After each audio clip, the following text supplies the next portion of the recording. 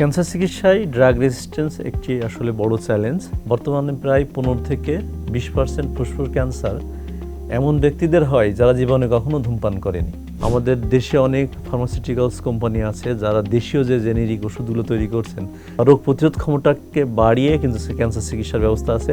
ফুসফুস ক্যান্সার একটি বহুমাত্রিক রোগ, শুধুমাত্র একজন বিশেষজ্ঞের সিদ্ধান্তে এর চিকিৎসা করা সম্ভব নয়। ক্যান্সার চিকিৎসা চলাকালীন পুষ্টিটা খুবই গুরুত্বপূর্ণ। সবাই মনে করে প্যালিয়েটিভ কেয়ার মানে জীবনের শেষ মুহূর্তের সেবা।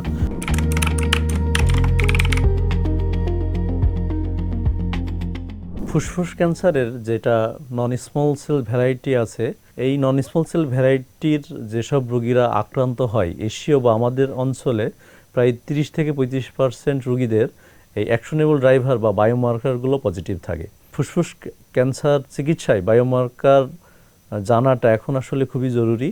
বায়োমার্কারের এগেনস্টে অনেকগুলো ওষুধ এখন সারা বিশ্বের পাশাপাশি আমাদের দেশেও অ্যাভেলেবেল। ক্যান্সার রোগীর জন্য একই কেমোথেরাপির যে নীতি বা আগে একটা ধারণা ছিল, সেটা থেকে বেরিয়ে এসে প্রতিটা রোগীর জন্য তার ক্যান্সারের বৈশিষ্ট্য অনুযায়ী যে ওষুধগুলো এখন দেওয়া হচ্ছে, আধুনিক টার্গেটেড বা ইমিউনোথেরাপি দেওয়া হচ্ছে, এগুলোকে আসলে এখন বলা হচ্ছে পার্সোনালাইজড মেডিসিন। এটি আমাদের দেশের প্রেক্ষাপটেও এখন আসলে খুবই বাস্তবিক।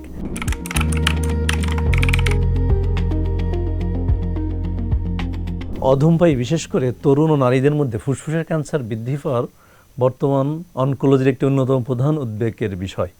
বর্তমানে প্রায় 15 থেকে 20% ফুসফুস ক্যান্সার এমন ব্যক্তিদের হয় যারা জীবনে কখনো ধূমপান করেনি। বায়ু দূষণ, পরোক্ষ ধূমপান বা রান্নার ধোয়ার বাইরে একজন ক্যান্সার বিশেষজ্ঞ হিসেবে যে কারণগুলো আমি প্রধানত মনে করি সেগুলো হলো ড্রাইভার মিউটেশন বা জিনগত পরিবর্তন। যারা ধূমপান করেন না তাদের শরীরে জিনে মলিকুলার লেভেলে যে জিন আছে সেগুলোর যদি কোনো মিউটেশন হয়, তাদের ক্ষেত্রে কিন্তু ধূমপান না করলেও ফুসফুসের ক্যান্সার হওয়ার সম্ভাবনা থাকে। তাই ধূমপান না করলেও যদি কারো 3 সপ্তাহের বেশি স্থায়ী কাশি, বুকে ব্যথা, শ্বাসকষ্ট বা কাশির সাথে রক্ত যাওয়ার মতো লক্ষণ দেখা দেয়, তবে অনতিবিলম্বে একজন চিকিৎসকের পরামর্শ নেওয়া উচিত।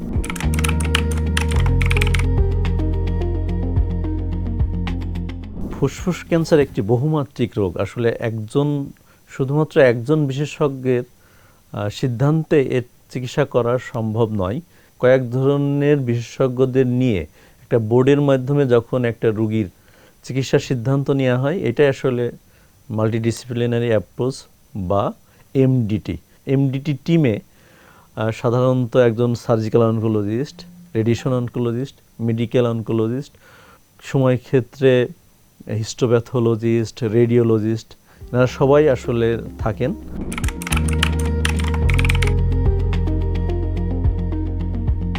ক্যান্সার চিকিৎসায় ড্রাগ রেজিস্ট্যান্স একটি আসলে বড় চ্যালেঞ্জ। ক্যান্সারের কোষগুলো যখন তাদের নিজেদের জেনেটিক রূপ পরিবর্তনের মাধ্যমে ওষুধের প্রভাব থেকে বেঁচে থাকার চেষ্টা করে, তখন আসলে প্রথম সারির কেমোথেরাপি বা টার্গেট থেরাপি কাজ করতে পারে না। এখন আধুনিক অনকোলজিতে দ্বিতীয় ধাপের ট্রিটমেন্টের জন্য কিছু কার্যকরী বিকল্প ব্যবস্থা আছে। ক্যান্সারের কোষগুলোর যে মিউটেশনগুলো হচ্ছে সেগুলো যদি জানা যায় বা তাদের মিউটেশন কোথায় হচ্ছে সেগুলো জানলে ওই মিউটেশন অনুযায়ী বা বায়োমার্কার অনুযায়ী টার্গেটেড থেরাপি এখন আসলে অ্যাভেলেবেল আছে। এরপর আছে ইমিউনোথেরাপি।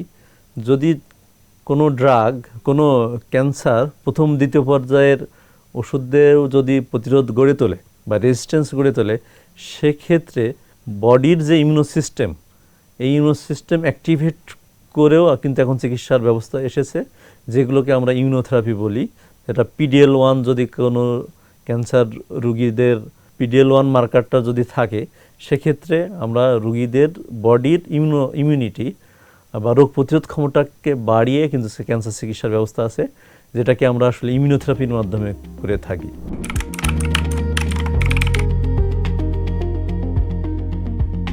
ক্যান্সার চিকিৎসায় নতুন নতুন অনেক চিকিৎসা আসলেও আসলে এগুলো অনেক ব্যয়বহুল। কিভাবে আমরা রোগীদের আর্থিকভাবে লাভবান বা আর্থিক চাপটা কিভাবে আমরা সামলাতে পারি?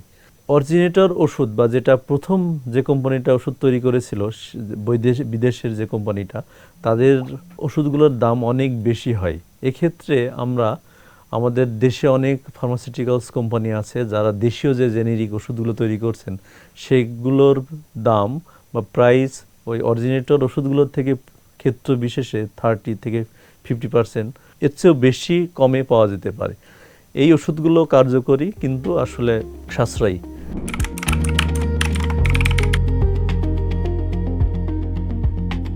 সাধারণ মানুষ বা ক্যান্সার রোগীদের মাঝে একটা প্যালিয়েটিভ কেয়ার নিয়ে একটা ভ্রান্ত ধারণা আছে। সবাই মনে করে প্যালিয়েটিভ কেয়ার মানে জীবনের শেষ মুহূর্তের সেবা। আসলে এটি মোটেও সত্য নয়। প্যালিয়েটিভ কেয়ারের মূল উদ্দেশ্য হলো ক্যান্সার চিকিৎসার পাশাপাশি রোগীর যদি আরও অন্য কোনো কষ্ট থাকে সেগুলো লাঘব করার একটি সমন্বিত বৈজ্ঞানিক ভিত্তিক সেবা। যদি আমরা মনে করি যে ফুসফুস ক্যান্সারের রোগ নির্ণয়ের পরে আমরা যদি কেমোথেরাপি বা রেডিওথেরাপি শুরু করি, অনেক সময় দেখা যায় যে এইসব রোগীদের অনেক বুকে ব্যথা বা শ্বাসকষ্ট থাকে।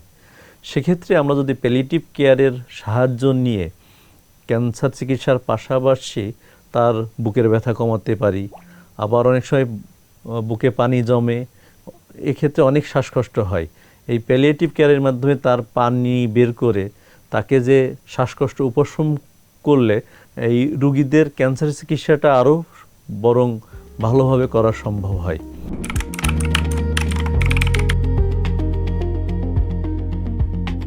রুগীরা ভয় পেয়ে দেখা যায় যে অনেক অবৈজ্ঞানিক চিকিৎসা পদ্ধতি আমাদের সাথে যোগাযোগ না রেখে গ্রহণ করে। ক্যান্সার চিকিৎসার জন্য অবৈজ্ঞানিক চিকিৎসার কোনো ভিত্তি আসলে নাই, বরং এগুলো ক্ষতি করেই থাকে। আমরা আবার অনেক অবৈজ্ঞানিক চিকিৎসা পদ্ধতিতে রুগীদের খাবারের অনেক বিধিনিষেধ দেয়, কিন্তু আসলে ক্যান্সার চিকিৎসা যারা করেন, কেমোথেরাপি রেডিওথেরাপি পান, তাদের পুষ্টিটা আসলে খুবই গুরুত্বপূর্ণ।